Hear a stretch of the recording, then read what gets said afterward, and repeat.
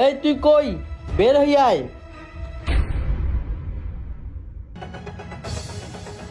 এই ফকির, আমার টাকাগুলো দে।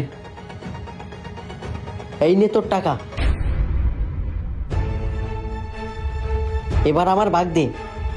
শালা ফকিরের বাচ্চা, তোকে আবার কিসের টাকা দেবো? তুই বেটা ফকির, সারা জীবন ফকিরই থাকবি। থাক, আমি গেলাম। বোধাই আমার ভাগ তো আমি আগেই রেখে দিছি।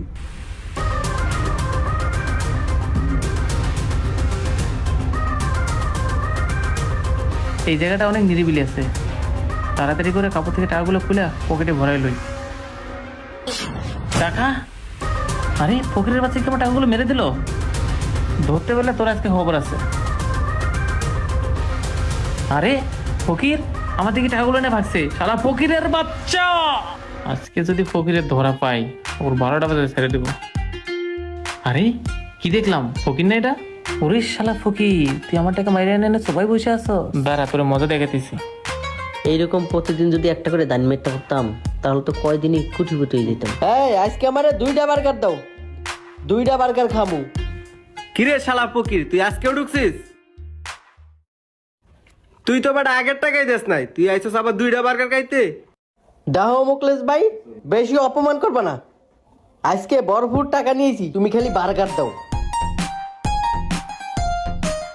ওরে শালা ফকির, আজকে তো পুরা ব্যাং লই আইছে। আচ্ছা বস বস, দিতাছি।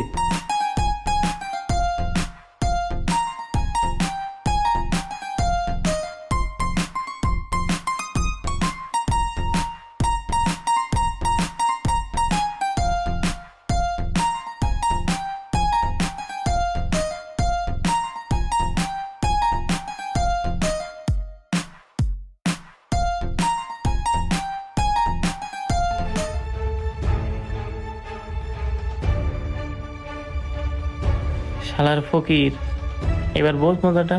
তুই খা পেদা নিয়ে, আমি নিয়ে যাই টাকা।